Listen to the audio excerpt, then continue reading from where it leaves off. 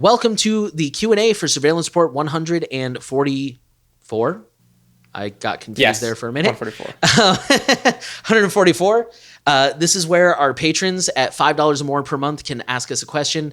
Things were really, really chaotic on the back end this week, so we kind of got the podcast out a little bit late, so there was not as much time to ask questions as usual this week, and we apologize. Hopefully you're watching this one on time, and the new Q&A is already up, so if you want to ask a question for 45, go ahead and do that. It should be up and running by now.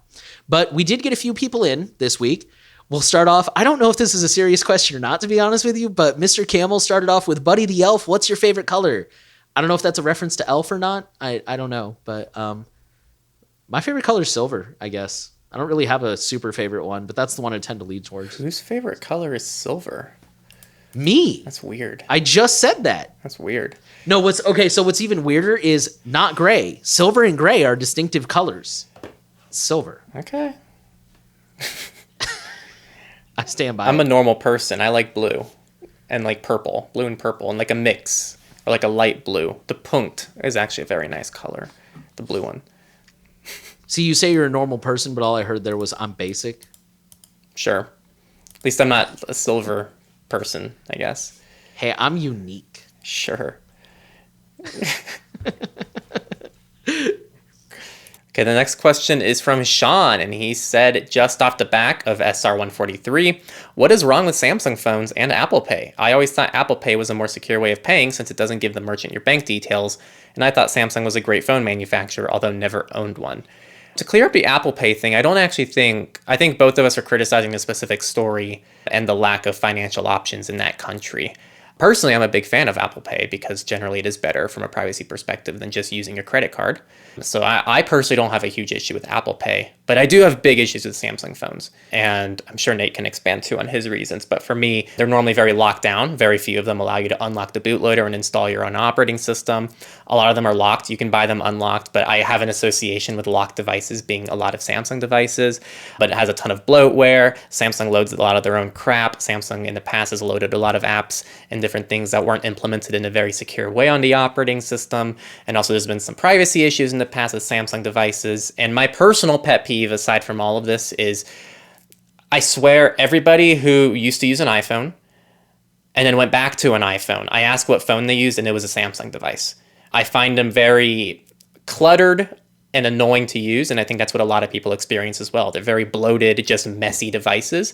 But I think if those people were to use a stock Android device, they wouldn't have had that experience because it's a much cleaner experience without all the garbage that Samsung installs on their phones. So some personal opinion there and some objective issues with Samsung there.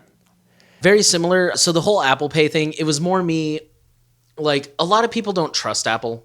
Which, for the record, I totally understand. Apple's been caught lying in the past, and it's proprietary. We can't verify all of their claims about privacy, and even the ones we can verify aren't really that great. I just spent a week arguing with somebody on Mastodon about Apple Music's requirement for a phone number. So, yeah, like, it's not so much that there's something, quote-unquote, wrong with it. It's that I'm acknowledging that, like, it would be nice if we had better options. That's what I was trying to do.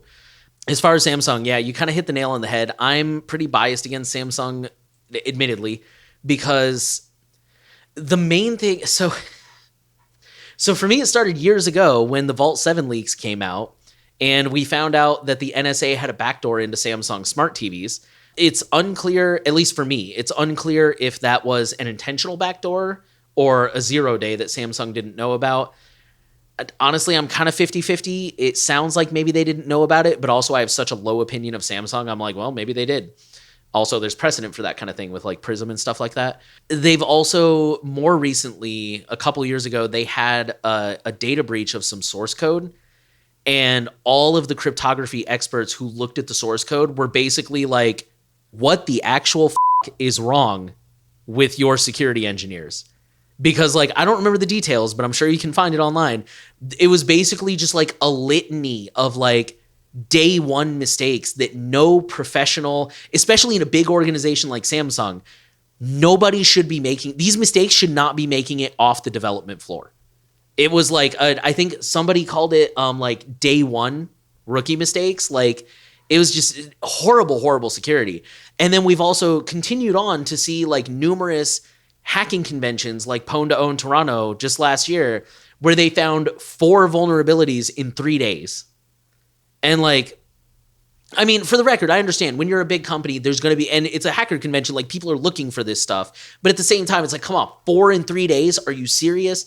And then like Henry said, you pointed out in one episode, like, what is it? Their kernel is like 4 times the size of the stock raw kernel because they have to recreate everything. They have to make their own version of the browser. They have to make their own version of the photo viewer. They have to make their own version of the camera. They can't just use the stock one that came with it. No, they have to brand everything on their own.